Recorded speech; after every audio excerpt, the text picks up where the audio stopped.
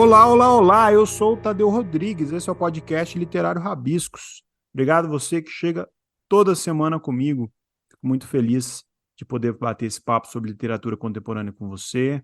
Espero que vocês tenham gostado do especial Rabiscos, álbum de lembranças inventadas ou não, que foi ao ar com a Ana Zepa a semana passada. E a Ana nos brindou aí com seu conhecimento. Quero agradecer meu amigo de bancada, João Nunes Júnior, que vai estar comigo, né, nesse especial. Lembrando que todo mês vai ter, então, um episódio. Fico muito feliz de poder brindar aí vocês ouvintes com essa forma de contar memórias, de contar histórias das pessoas que produzem arte no Brasil. Valeu. Bom, papo de hoje, meu queridíssimo amigo, que já esteve aqui no Rabiscos, Wesley Barbosa, daqueles parceiros que a literatura nos dá. Ele veio falar aqui, na época, o Parágrafos Fúnebres, 2020, nós já estamos em 2023. A nossa amizade se confunde aí com os Parágrafos Fúnebres, que a gente se conheceu. Falamos também do Diabo da Mesa dos Fundos, que é o seu outro livro. O Wesley Barbosa, ele é escritor de periferia, ele é escritor que está crescendo muito aí. Eu fico muito feliz de ver o amadurecimento tanto literário quanto de vida mesmo do Wesley. Além do Diabo na Mesa dos Fundos e Parágrafos Fúnebres, ele também escreveu Relato de um Desgraçado Sem Endereço Fixo. Lançou o ano passado Viela Ensanguentada e acabou de lançar por uma editora, Pode Me Chamar de Fernando. Lançou nesse mês, se eu não me engano, mês passado. Teve um conto também, o Rebento do Ódio, publicado na revista Piauí, que eu fiquei muito feliz, eu que compro todo mês a revista Piauí, fiquei muito feliz de ver o conto do Wesley lá. E é isso, meu mano. Seja muito bem-vindo ao Rabiscos novamente. E prazerzão estar falando contigo de novo. Pô, prazer é tudo meu, adoro rabiscos, inclusive. E, pois é, né? 2020, cara. Parágrafos fúnebres, caramba, passou Tava rápido, hein? lançando parágrafos fúnebres. Eu acho que a gente se conheceu através do Chico Sá, né? Acho que Foi. ele, não sei se ele postou alguma coisa nas redes sociais. Foi, eu não E aí sei eu se ele acho que postou, se ele foi comentou isso mesmo. comigo, Foi isso alguma mesmo. coisa. Eu acho que foi o Chico que falou. Não sei se ele indicou, Foi mas eu acho que ele postou aí, você viu pois e aí a é, gente se conheceu dessa forma. Não, para mim é um maior prazer poder trocar ideia com você. Gosto muito da sua pessoa, te acompanho no Instagram também. tamo junto, irmão. E falar de literatura é sempre bom, né? Demais, e ainda mais se você chegou pelo Chico Sá, que já teve aqui no Rabiscos 3 vezes o Chico Sá. Já teve falando da Mercearia São Pedro, já teve falando do livro dele, já teve na homenagem do Marcelino. Um beijo pro Chico Sá aí, que já é prata da casa aqui do Rabiscos. E muito feliz de ele ser o nosso intermédio aí. Cara, você tá lançando, pode me chamar de Fernando. Eu quero falar dele antes de falar do Viela Ensanguentada, porque eu pode me chamar de Fernando. Você está lançando por uma editora pela primeira vez, é isso? Na verdade, eu estou lançando para uma editora do Rio de Janeiro, que é a editora Numa, da Adriana Maciel e da Júlia, que é uma escritora. As duas são escritoras, né? Escrevem também, além de serem cantoras também, performáticas, fazem várias coisas. E eu as conheci na Flip do ano passado, e eu estava vendendo meus livros, né, lá no stand das editoras independentes. E Nos a gente fez encontramos lá, uma. aliás, eu e A gente você. se encontrou lá, né? Pode crer. Nossa, verdade, com Ah, Giovanni o Bafo, Giafone aliás. Bafô, Que é isso aí. incrível também, grande poeta, né? E Grande. aí a gente ficou vendendo lá juntos, a gente fez uma bela de uma amizade, uma parceria. A gente ficava rindo muito. E aí a Adriana comprou meu livro, o Viela Ensanguentada. Ela gostou muito. E aí eu tinha escrito Viela Ensanguentada naquele ano 2022, em janeiro. E aí passou-se os meses, eu escrevi o Pode Me Chamar de Fernando, que é pela essa editora Numa. Na verdade, não é a primeira editora. A Numa é uma editora pequena também, só que é a primeira vez que eles estão espalhando o meu livro. Então, eu já publiquei pela editora Selo Povo, que é do Capão Redondo, meu primeiro livro, O Diabo na Mesa dos Fundos. Publiquei também pela editora Ficções, né? O Viela Ensanguentada saiu pela Ficções, o Parágrafos Fúnebres e o Relato de um Desgraçado Sem Endereço Fixo também. Como que está sendo essa E, experiência? Você que é um cara que coloca os livros embaixo do braço. Eu sou prova viva disso. A gente já se encontrou em vários rolês literários. Você está sempre com seus livros embaixo do braço aqui, vendendo, montando banquinha lá na Flip, trocando ideia.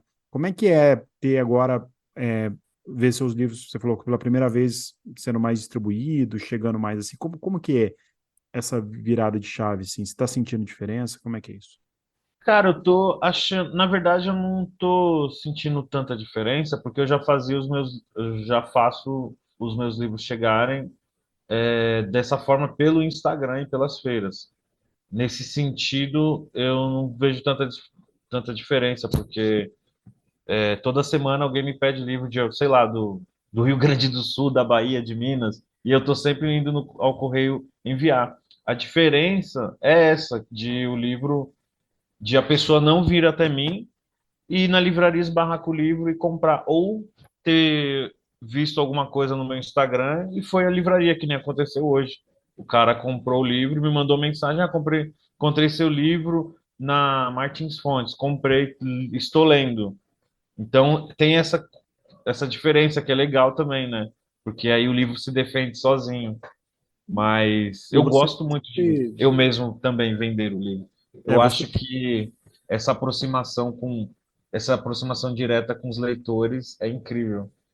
Para mim é muito Você tem essa satisfatório. característica de ter essa proximidade com os leitores. Eu acho que esse é o grande diferencial seu, além de ser uma escrita de grande qualidade. Você vê seus livros circular muito nas escolas. Hoje mesmo acho que você postou alguma coisa com a galera segurando o Viela Ensanguentada. É, e você vem de uma caminhada longa já, né? Você lançou O Diabo na Mesa dos Fundos em 2016. É.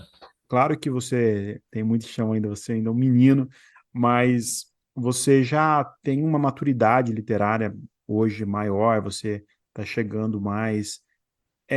O que que você sente que está mudando, Wesley, em você, escritor? Como que você está sentando hoje para escrever? Como que você escreve hoje que não escrevia há, há 7 anos atrás? Cara, o meu primeiro livro, que é o Diabo na Mesa dos Fundos, é um livro que eu escrevi quando eu trabalhava de vendedor ambulante. Eu saía vendendo CD, DVD pelas ruas e eu já tinha esse anseio de escrever, né? E aí eu escrevia trechos de contos, né, em pedaços de papel, ia numa lan house e digitava. Era tudo uma coisa feita do caos do momento mesmo. E aí nascia os contos. E aí, ao longo de 6 meses, eu publiquei, na verdade, fiz a composição desse livro, publiquei lá pela editora Selo Povo, e aí depois eu escrevi o Parágrafos Fúnebres, depois de maior tempo, que é, na verdade, um conto, um livrinho de bolso. E aí, com o Viela Ensanguentada, eu percebi que eu poderia escrever histórias maiores, que era o que eu queria, né? Porque todos os meus contos, na verdade, eram ensaios para romance. Então, hoje em dia, eu vejo que eu tenho mais audácia para escrever do que eu tinha há 7 anos atrás, no caso, 7 anos atrás. Porque antes eu tinha muito receio de começar a escrever um romance e ainda não ter uma experiência. Então, todos esses contos que eu escrevi até agora, que resultaram no Viela Ensanguentada como uma coisa de experimentação, até o Pode Me Chamar de Fernando, para mim é essa questão, né, de ter mais maturidade e uma visão de mundo mais ampliada, porque afinal de contas, quando eu escrevi meu primeiro livro, eu tinha 22 e agora eu tenho 23. Então a minha percepção de mundo, quando eu sento para escrever, ela já está um pouco mais, assim, digamos, é, um pouco mais ampliada do que quando eu era mais jovem, né, do que agora. Você vem, da periferia, você vem da literatura marginal, você fala disso nos seus livros, né? Eles são sobre isso também. Você vê diferença nesse caminho que você já está traçando das pessoas de periferia que escrevem, que querem começar a escrever? Você está sentindo que está tendo algum tipo de evolução ou não?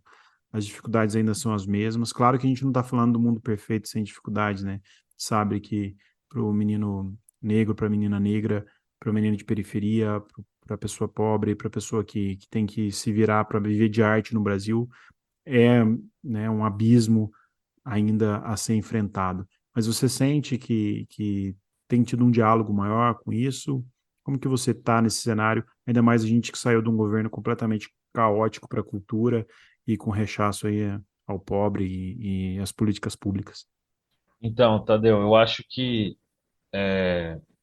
em vista de alguns anos, de 15 anos, quando eu nem sabia que eu poderia publicar um livro, tô falando de mim agora, para depois eu falar nessa questão, que eu nem poderia, eu nem tinha a ideia de que eu poderia conhecer um editor, trocar ideia com um editor.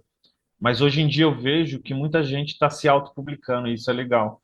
Porque às vezes a pessoa realmente que mora na quebrada, ela não consegue ter acesso com editoras, não sabe como enviar um e-mail para uma editora, mas tem uma coisa muito positiva que a gente vai lá e faz, entendeu? As pessoas se autopublicam. Então, nesse sentido, eu acho muito positivo. E agora, né, com alguns autores que estão conseguindo ter in- né, uma incursão nas grandes editoras também, tá vendo esse diálogo, né, com a literatura periférica que está sendo produzida, né, por nós, e tá, né, meu conto agora saiu na Piauí, por exemplo, que a gente estava falando de lance de distribuição. Isso, eu nunca imaginei que eu teria um conto publicado na revista Piauí, que é uma revista que eu andava pela quebrada e eu não podia comprar porque eu não tinha grana. E a revista chega em vários lugares. Então, vendo por nesse sentido, assim, eu acho que está acontecendo, algumas brechas estão sendo abertas, entendeu? Porque outras pessoas que vieram antes, né, antes de mim, de novos escritores, fizeram com que isso fosse possível também, né? Aí a gente já pensa em Carolina de Jesus, né, a Carolina Maria de Jesus, a gente já pensa até no Lima Barreto, em vários autores que são bem antes, né, e que tratavam desse mesmo assunto, que foram desbravadores, né. Mas eu acho que está tendo uma grande mudança positiva, mas ainda falta muita coisa para ser melhorada. Que nem você falou, a gente acabou de sair de um governo horrível para a cultura, né, e ainda mais para a literatura. E agora a gente está podendo caminhar de novo, né? Queria que você falasse um pouco do Rebento do Ódio, que é o seu conto que saiu na revista Piauí. É muito celebrado, muito elogiado. Eu adorei o conto. Queria que você falasse um pouco sobre ele e como que foi isso, né? Como que surgiu esse convite para você publicar lá na revista? Cara, o Rebento do Ódio, ele tava. Eu escrevi e guardei. Ele ficou, acho que, sei lá, 2 anos guardado. Eu tinha até esquecido do conto. Eu não só tinha esquecido, como chegou uma hora. Inclusive, foi o José Faleiro que revisou o conto. A gente fez uma revisão foda, assim, tipo, José Faleiro, ele tem uma coisa com a palavra muito incrível. Ah, E a ele é gente foi foda, ele é foda revisando, é demais. fantástico, assim. E aí eu deixei guardado o texto, aí eu li depois o texto. Ah, eu falei, não tá tão bom esse texto, deixa pra lá. Eu ia publicar ele como se fosse um livrinho de bolso. Aí eu deixei quieto. E aí, quando eu tava fazendo a divulgação do Pode Me Chamar de Fernando, eles entraram em contato e me pediram se eu tinha um conto inédito, porque eles não podiam, porque eles não divulgam, tipo assim, uma resenha de livro. No caso, não sairia a resenha desse meu livro novo, Pode Me Chamar de Fernando. E aí eles queriam um texto inédito. Aí eu lembrei do Rebento do Ódio, só que eu não. Só que eu falei, putz, eles não vão gostar, mano. É um conto sobre uma coisa assim muito pesada, né? Não vou dar spoiler, mas é um tema muito pesado, né? E aí eles gostaram. Todos, o editor-chefe, todos eles gostaram. Foi tipo unânime, assim. E, inclusive, me pagaram super bem. Pela primeira vez que eu ganhei, assim, tipo, por um conto, eu falei, caramba, e eu fiquei super feliz. E aí o conto, logo quando o conto saiu, eu recebi um monte de mensagem falando sobre, eu li o conto, achei foda. E é isso, tô achando bem legal, eu vou publicá-lo. num livrinho de bolso pela minha editora, que é uma editora chamada Barraca Editorial. Ele vai sair como um livro de bolso, porque eu acho Oi, muito editora? legal. Minha editora, Olha Barraca só, não Editorial. sabia dessa não, hein? É, Barraca Editorial. Estou criando a identidade dela junto com um designer, o Andrés Nigels, que é um argentino incrível ator, e ele tá fazendo comigo, criando a identidade da editora. E o primeiro livro que eu vou fazer vai ser o Rebento do Ódio, que vai, na verdade, é uma coleção. Vai ser uma coleção de livros de bolso. Que legal, cara. Você vai se autopublicar no começo? Como é que vai ser isso? Vou, eu vou me autopublicar. A ideia é que o Barraca Editorial seja uma editora antirracista que publique autores negros, né? Só que Tá. assim, eu vou eu vou reeditar meus livros. Se aparecer alguma coisa que eu goste muito, eu publico também. Ah, Mas a princípio eu quero reeditar os meus livros, Viela Ensanguentada, O Diabo na Mesa dos Fundos. Inclusive o Viela vai ser publicado na França agora. legal, cara. É mesmo? Como é que É. foi isso? Conta melhor isso aí. Cara, o Viela Ensanguentada, que é o meu romance de estreia, eu saí uma matéria em 2020, eu acho. Não sei se foi em 2019 ou 2020, no site Mundo Negro, sobre o meu livro de contos, O Diabo na Mesa dos Fundos. E uma moça chamada Anichele, que é uma baiana incrível, que tá morando lá na França, em Marseille, ela leu, ela quis o livro, eu mandei o livro para ela, e aí ela queria ser minha agente literária lá na França. E aí ela ficou durante um tempo tentando, tentando, e aí não rolou. Não rolou. E aí eu escrevi o Viela, e aí ela falou para mim uma coisa assim, ó, meu, vou abrir uma editora para publicar o seu livro, que era esse o Viela Caramba! Ensanguentada. E aí ela tá abrindo agora a editora chamada Marginália, e ela é uma estudante, ela tá lá, ela é editora, já trabalha numa editora. O livro já está traduzido. E ela tá que nem eu, criando a Cara, ela identidade da tá abrindo uma editora, editora para publicar o seu livro. É isso? a princípio para publicar o meu livro, vai publicar outros autores e autoras também. Demais, cara. Marginália. E, cara, eu fiquei super feliz porque ela é baiana, preta, e tem a mesma ideologia de levar a cultura da quebrada para lá. Então a gente está super animado aí com isso também, que vai E como é que acontecer. você tá sentindo com isso? Eu tô Assim? achando muito doido, porque eu sempre tive sonho mesmo de ter um livro publicado aqui e traduzido para qualquer outro país. Pô, que E demais. estou achando legal, né? Mas agora tô na ansiedade de ver o livro pronto. E já Demais. tem capa, capa tá incrível, depois eu te mostro. Nossa, que eu quero ver. Pô, que bacana, cara. É, eu acho muito legal a sua literatura, porque ela é muito real para quem tá lendo, assim, né? Eu tô falando do interior de Minas, né? Eu falo Sim. de uma outra realidade.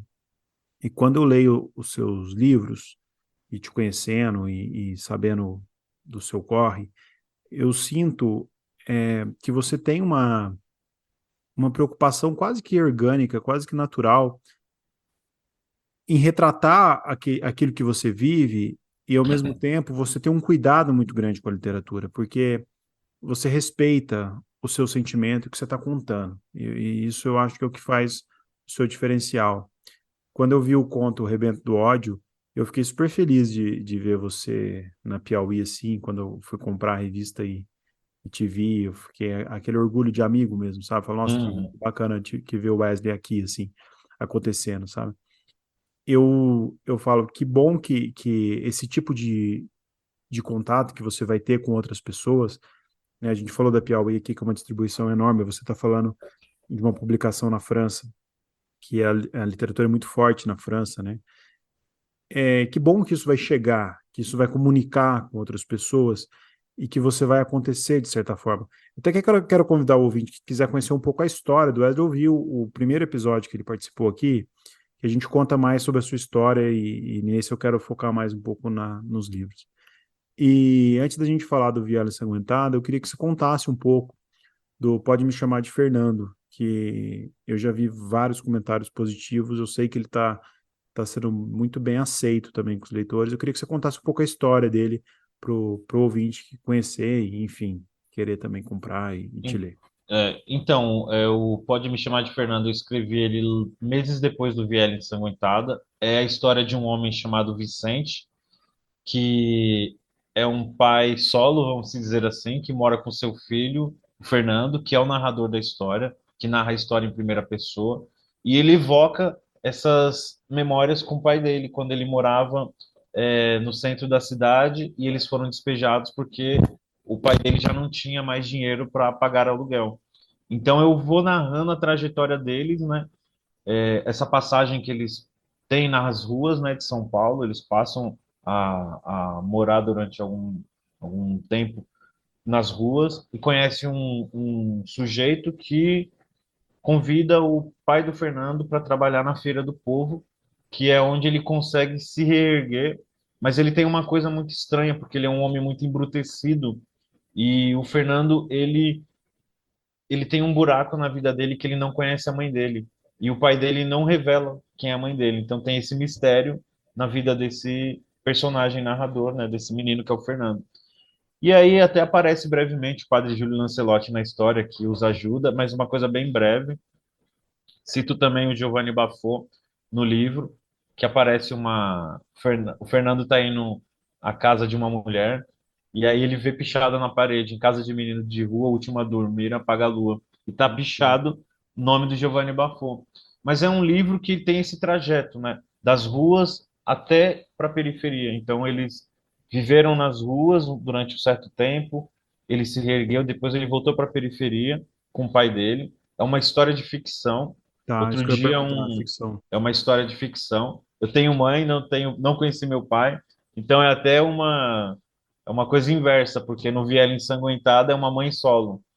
Mas eu quis colocar o pai também porque tem essas histórias também, né, de você ter uma figura paterna que está perto de você, mas também não está tão perto assim. Eu quis fazer esse relato um pouco de conflitos familiares, mas é um livro de ficção, né? Inclusive, outro dia eu estava dando uma entrevista para a revista e o cara me perguntou se tudo que eu escrevo é de alguma forma real, se é sobre mim. Não, nem tudo que eu escrevo é sobre mim, né? Eu crio ficção a partir do meu olhar sobre a realidade e das minhas vivências, daí vou criando ficção através disso. Então, e aí é isso, pode me chamar de Fernando. E aí eu tô trabalhando ele, tô divulgando ele nas feiras, nos eventos que eu tô participando. Vou mediar o Paulo Lins agora em Jundiaí, vou levar ele também. Pode me chamar de Fernando e vier ele instrumentar dos meus outros livros. E tô indo em vários lugares com ele. Cara, suas histórias têm muito de família, né? Você falou aí que é filho de mãe solo também, né? Como que é a sua relação familiar, assim? Como que é a sua construção dentro de casa e isso refletindo nas suas histórias? Cara, eu não tive muito incentivo assim nessa questão da literatura, da leitura, porque eu venho de um contexto social como a maioria dos brasileiros periféricos, que você não tem como você escolher entre sonhar e sobreviver. Ou você sobrevive ou você sobrevive. E aqueles que querem ousar sonhar, de alguma maneira, têm uma retaliação por parte do próprio sistema, né? Então eu era muito, tinha essas chamadas, vai ter que trabalhar, esse negócio de ficar lendo livro, porque, né, minha mãe, por exemplo, ela não tem ensino médio completo, né? Ela é uma mulher faxineira que trabalhou a vida inteira para cuidar de mim e dos meus irmãos, né? E conseguiu. Então, eu consegui, né, publicar livros, mas com uma coisa assim muito minha mesmo, de ir lá ler muito. Sempre fui uma pessoa muito leitora, mas é isso, não tive muito esse incentivo. A Hoje sua em mãe lê dia, seus livros? cara, eu acho que não. Eu acho que não, até Como que é mesmo isso? porque ela não tem tanto tempo, né, para ler assim. Mas Ela meus já leu irmãos algum? Ela leem. sabe que você está escrevendo. Sabe, Sabe claro, seus sabe, trabalhos. sabe. Ela até tem também. Mas como eu acho que não tem o hábito da leitura, né, que é uma coisa até compreensível, né, compreensiva, mas é isso. é uma coisa que eu acho que muitos de nós que viemos da quebrada tem esse conflito também, né? De você ter que, você sonha, mas às vezes você não tem o incentivo até dentro de casa, não por uma coisa, como que eu posso dizer, não por uma coisa ruim, mas porque o incentivo que você tem é para você sobreviver, né? Para você trabalhar. Então, é essa relação, mas hoje em dia ela sabe que eu vivo de literatura, acha legal também meus irmãos.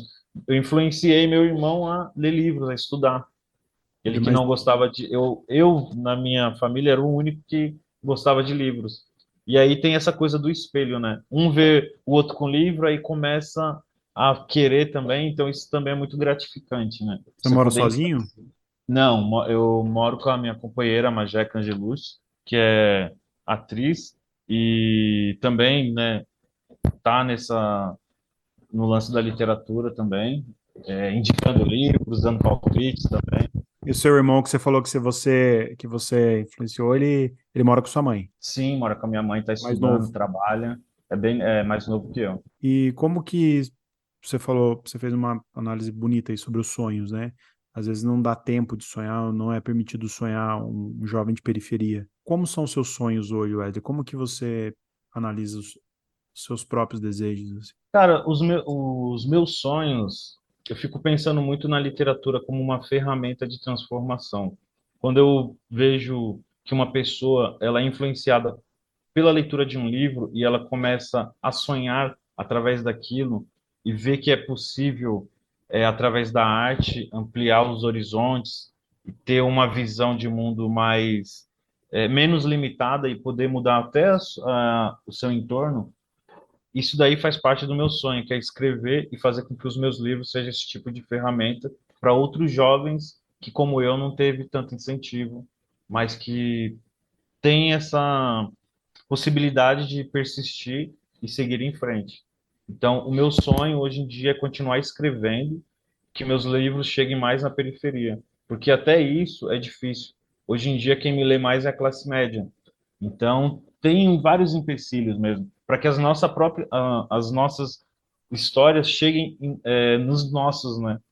Porque a gente, durante muito tempo, quando eu estava lendo lá os clássicos na biblioteca do meu bairro, sei lá, lendo os Maias dessa de Queiroz, que não dizia muito sobre mim, e que eu só consegui me enxergar, por exemplo, lendo Lima Barreto, Carolina de Jesus, ou até mesmo lendo o Gorky, por exemplo, que já traz um contexto social.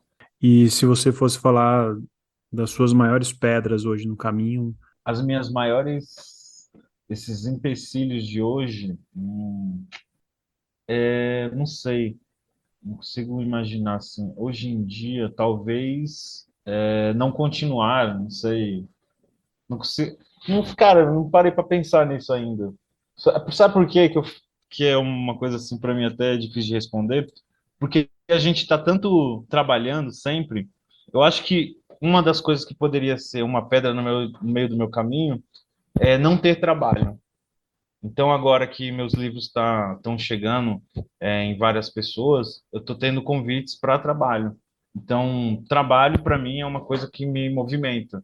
Não ter trabalho talvez seria um empecilho, mas não é porque está tendo. Então, acho que talvez o maior empecilho também seria eu não me movimentar para que isso se realizasse, né? Porque às vezes a gente quer que aconteça trabalho, mas a gente não se movimenta, né? Então, o meu empecilho seria isso também, eu não me movimentar. Não fazer com que, sabe, fazer esse movimento de que as coisas comecem a acontecer. e seus medos ficam aonde nisso tudo? Os meus medos estão todos nas entrelinhas. Nas entrelinhas, e eu tento exorcizá-los sempre que eu estou escrevendo. E quando eu estou lendo poesia, por exemplo, estava lendo ontem no trem, indo para o Capão Redondo, Adélia Prado. E a Adélia Prado, que é aquela escritora que tem. Inclusive, eu li, né, uma coisa que você tinha pedido uma vez, né, da Adélia Prado, para um. Acho que era algum. Tem um especial aqui no Rabisco. É, eu lembrei, que curioso, né, porque. E eu tô aqui com o livro dela do lado, aqui, Cantologia Completa. E aí eu acho que tem a ver com isso, né? Os meus medos, eles também ficam na poesia. Eu acho que o medo faz parte, né?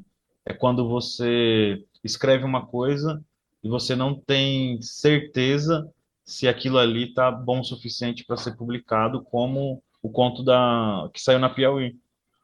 Eu tenho esse medo, né? Que é um medo legal também, né? De você não se sentir uma pessoa que sabe tudo, né? Que já sabe assim. Então tem esse medo de não ser bom o suficiente para o meu próprio gosto, né? Tô falando do meu gosto literário, mas que é um medo que fortalece a minha coragem.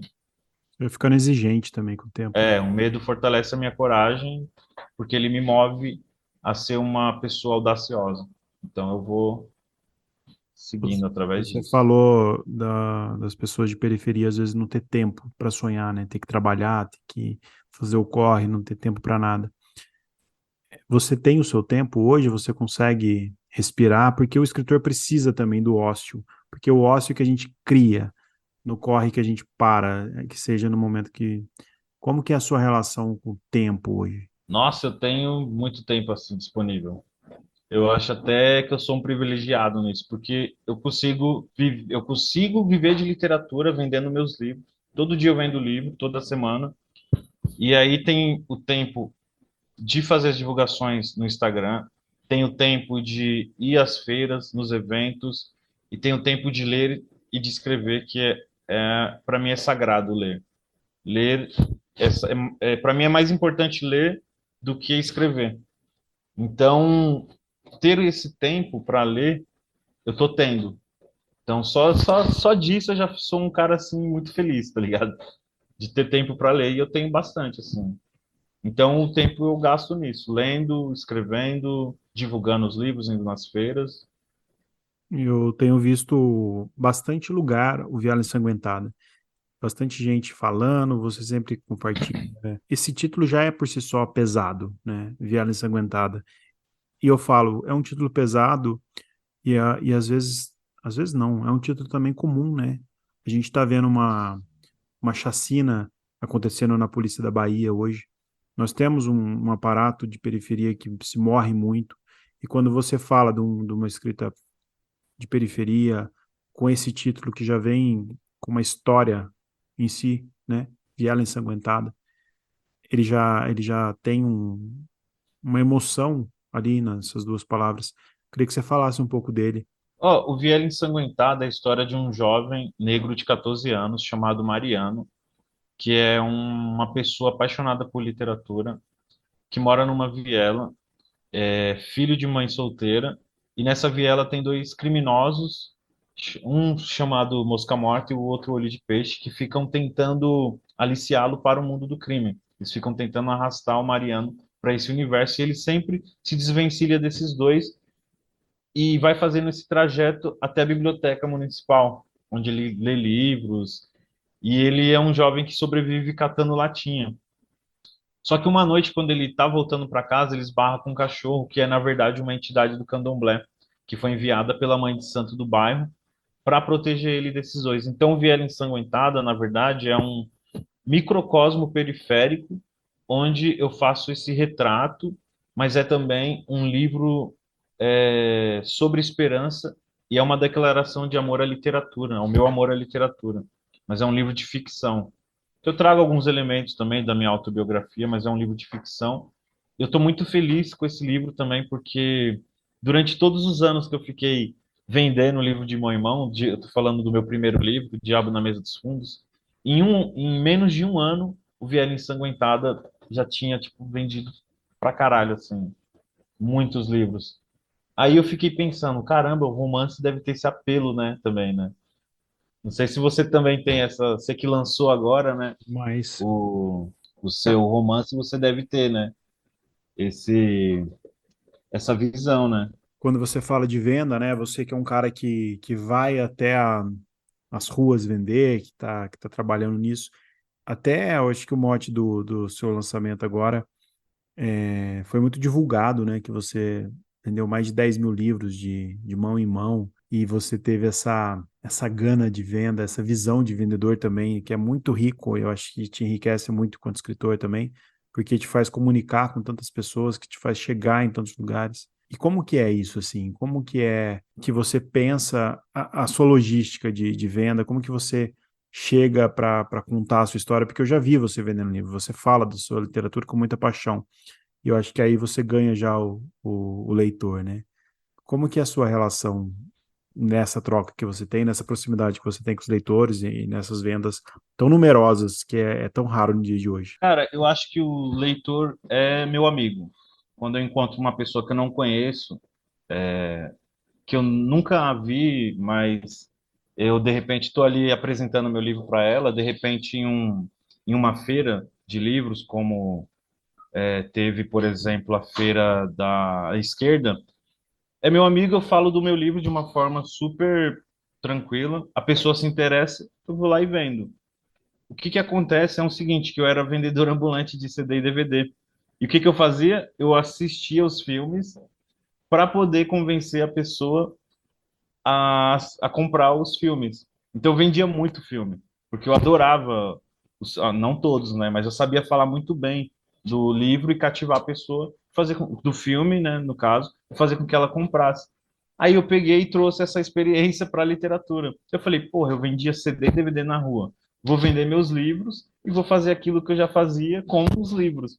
Então, para mim, é o maior orgulho eu poder vender os meus próprios livros e contar essas histórias, fazer com que a pessoa tenha interesse. Tanto que uma das coisas que eu acho mais difíceis nesse sentido de venda é fazer com que uma pessoa se interesse pelo livro nas redes sociais, te escreva, pague pelo livro e espere que você envie aquele livro. E eu recebo muito isso assim no meu Instagram. E eu já vendi mais de 10 mil livros, né? Agora eu acho que ultrapassou bastante. Dessa forma, cara. É incrível, isso eu admiro demais, assim. A gente fala quando eu falo contigo, todas as vezes que a gente está junto, você fala dos seus livros, você fala dos seus temas, né? Sempre ligado à periferia, sempre ligado a essas dificuldades todas que o jovem negro tem, um jovem periférico num país de terceiro mundo, num país subdesenvolvido. Mas eu queria que você me falasse um pouco sobre essa visão poética que você tem do mundo também, e que você me falasse um pouco da sua visão sobre o amor, como que o amor te movimenta. Cara, o amor, eu acho que ele é uma coisa que é uma coisa muito difícil de falar sobre amor, assim. Mas é uma coisa que a gente tem que frequentar com mais vezes, né? Por exemplo, escrever sobre um homem que vai para as ruas com o seu filho e um homem que ainda assim é uma pessoa embrutecida, que não tem um trato tão afetuoso com seu filho e ainda assim está cuidando dele. Isso é amor, né? Tanto que tem aquelas diferenças, né? Ágape, Eros e Filos, né? O ágape é o amor que Cristo teve, né? Que na filosofia eles falam, né? Que é o amor que consome. Esse tipo de amor é um amor assim quase impossível, né? Então a gente vive mais esse lance do afeto, né? Para mim, o amor é sagrado quando existe amizade. Que nem eu vejo muito de amor numa pessoa que ela se propõe a refletir sobre as mazelas da sociedade a partir do ponto de vista de uma pessoa que vivenciou de determinadas coisas.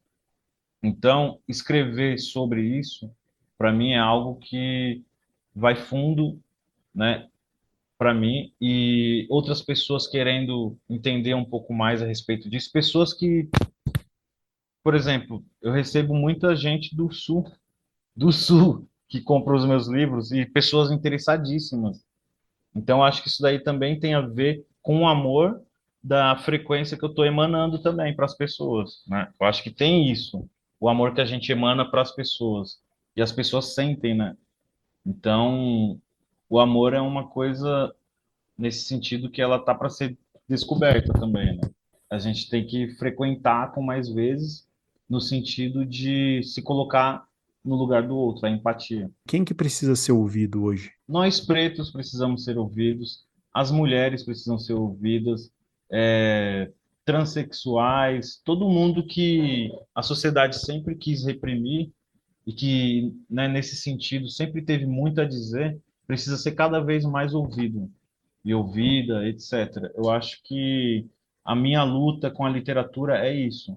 A gente já tem voz, ninguém precisa dar voz para nós, só que a gente precisa ser ouvido no sentido de que a nossa, como que eu posso dizer, o nosso grito, ele continue se propagando, né, para quebrar toda esse ranço aí que a sociedade, até a elite, né, constrói diante desse amor que a gente luta para que ele esteja sempre presente, né? E nessa produção toda, nessa visão toda de vida, o que que te desanima no caminho e que você às vezes fala, não, eu desanimei por isso, mas eu preciso continuar, eu vou continuar. Cara, muita coisa já me desanimou. O racismo me desanima, o racismo, a indiferença, a falta de motivação de outras pessoas, às vezes me desanima, porque às vezes você tem um projeto, você precisa fazer esse projeto com outras pessoas. E tem pessoas que são desanimadas, aí eu já saio de perto. Mas teve um dia que eu estava na Rua Augusta, faz mais de 6 anos, eu estava com esse meu livro, O Diabo na Mesa dos Fundos. Eu subi e desci a Rua Augusta vendendo o livro pelos bares e pelos teatros. E aí não tinha vendido nenhum livro. Fiquei, tipo, várias horas andando assim. Falei, puta, velho, que coisa, não vendi nenhum livro. Aí eu andando na Rua Augusta, aí eu vi no cinema, um pôster gigante do Plínio Marcos. Aí eu lembrei que o Plínio Marcos, ele, que né, é o grande ator, escritor, incrível, ele vendia os livros dele de mão em mão também. Ele ficava ali nos teatros, né, ali, por exemplo, na Roosevelt, e ele fazia isso. E aí, às vezes tinha até pessoas que não compravam, né, mas ele vendia também. Aí eu lembrei da história dele, aí eu falei, caralho, por que que eu tô desanimando, sendo que o Plínio Marcos, que era um cara que já era famoso, fazia isso, né? Era um cara fantástico. Aí eu me animei, velho. E nesse dia eu vendi mais de 20 livros depois, que eu me Olha animei. só. Só porque eu lembrei dessa história do Plínio Marcos. E aí tem essas coisas que desanimam na rua, que eu quis dizer do racismo, porque é o seguinte, às vezes uma pessoa oferece assim com todo jeito, né? Porque tem que ter um jeito para você não assustar a pessoa que você quer apresentar seu trabalho.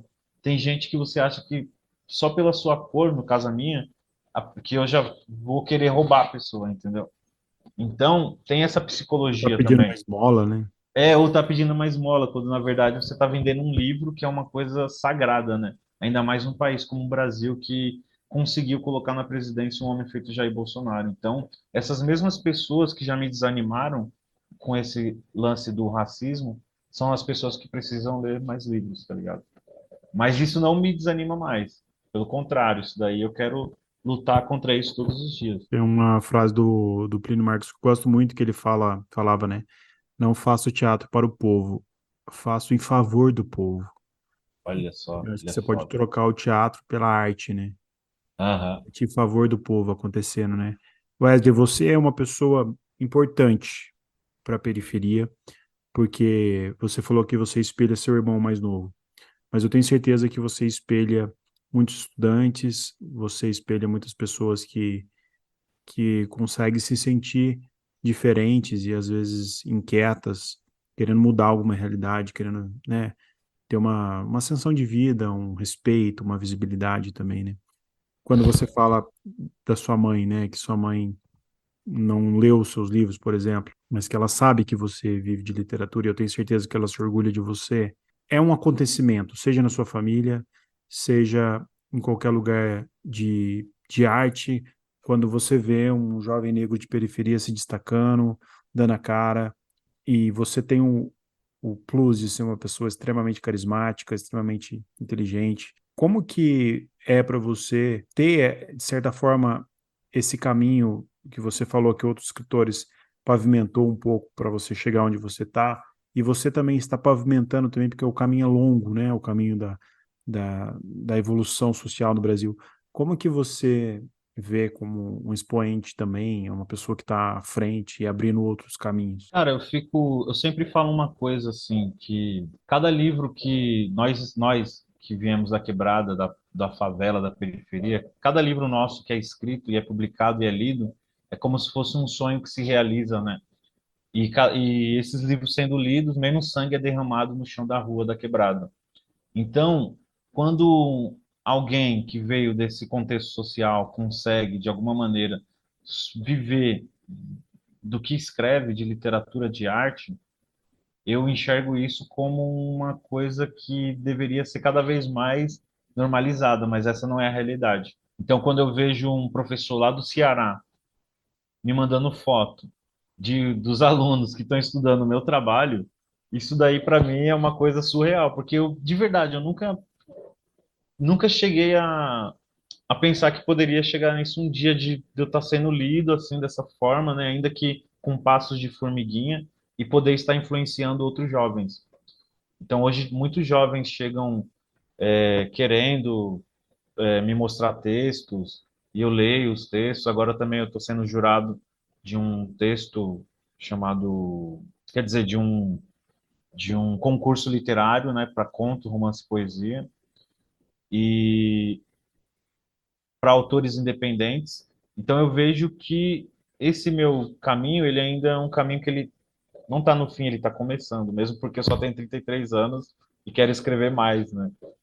Eu vejo que é uma coisa assim que às vezes eu nem fico pensando tanto nisso, porque não dá tempo de pensar, né? A gente começa a fazer, fazer, fazer, e quando vai ver, a gente está aqui trocando ideia. Então, isso daí é uma coisa que eu acho que deveria ser mais normalizada, né? Onde você quer chegar? Caramba, você tá com umas perguntas hoje.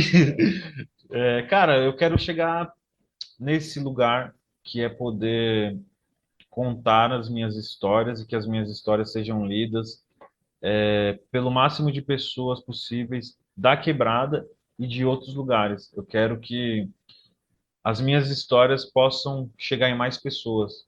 Eu acho que esse lugar ele nunca é um lugar que finaliza, é um lugar que ele sempre é um recomeço. É sempre um recomeço, porque quando a gente conta a nossa história da nossa forma, a gente não deixa que outras pessoas contem de uma forma errada, como sempre foi contada a história do povo preto da periferia. Então eu quero chegar nesse lugar de poder continuar narrando essas histórias para que cheguem mais pessoas. Cara, estamos chegando no nosso final do nosso episódio especialíssimo. Estou muito feliz de estar aqui com Perfeito. você. Estou feliz de poder ter esse papo contigo, de poder trocar, de aprender com você. Fico muito feliz da gente ter um carinho, né, um pelo outro. A gente sempre está se encontrando, a gente sempre está torcendo um pelo outro. Eu acho que isso é a válvula motora de toda a literatura no final das contas, né? São os abraços que a gente consegue dar e os caminhos que a gente consegue cruzar. Então, muito obrigado. Obrigado pela sua literatura. Espero te encontrar em breve, talvez na Flip. Você vai estar na Flip esse ano? Cara, eu tô pensando em ir, sim, com certeza. Tô querendo ir, Se mas não você é certeza for, ainda. Mas, cara, eu que agradeço. Para mim é sempre uma felicidade poder trocar ideia com você. A gente falar de livros, né? Agora eu acabei de ler o Desde que o Samba é Samba do Paulo Lins, que é um livro que eu nossa, quero indicar aqui. A gente vai estar no Sesc Jundiaí, desde que o samba é samba. dia 19, trocando ideia sobre os nossos livros, Desde que o Samba é Samba. E é um livro incrível sobre a alma do samba. E também é isso, é esse afeto pela literatura, também indicar a Adélia Prado. Eu acho legal fazer essas indicações de livros, né? Perfeito. Porque o Plínio Marcos também. Filho Marcos. Acabei de ler, cara, acabei de ler um livro que foi um dos melhores livros que eu já li na minha vida, do Charles Dickens, Qual deles? chamado Oliver Twist. Você já Oliver leu Twist. Oliver Já, Twist? eu amo esse livro também. Cara, que livro fantástico. Eu Eu tava cito até o Charles refletindo. Dickens no meu romance, eu cito ele. Puta que pariu, eu chorei demais com esse livro, eu dei várias risadas. E aí eu percebi que o Charles, esse livro ele publicava, eu acho, nos jornais, né? Era folhetins, né? Em capítulos, né? Eu achei esse livro incrível, cara. E, Boas enfim, tá dicas. acabando a nossa conversa, mas é isso. Eu que agradeço, cara. É sempre um prazer te ver, poder trocar ideia com você. Onde o pessoal te E, encontra, compra seus livros, como é que faz o pessoal te encontrar? ó, pessoal que quiser adquirir meu livro, é só ir no meu Instagram, é @barbosaescritor. Só me inscrever lá, eu mando para qualquer lugar do Brasil. também para brasileiros que estão fora do Brasil. Mas também tem o Pode Me Chamar de Fernando, que está à venda em algumas livrarias. E é isso, só me chamar lá no Instagram, @Barbosa Escritor. Valeu. Obrigado aí. Valeu a Valeu, meu caro. todos, pessoal de casa. Se quiser mandar e-mail, dúvida, sugestão, podcastrabiscos@gmail.com. Os contatos do Wesley estão aqui na descrição também, então quem quiser clicar no link aqui direto. É isso. Um beijo a todos, bom dia, boa tarde e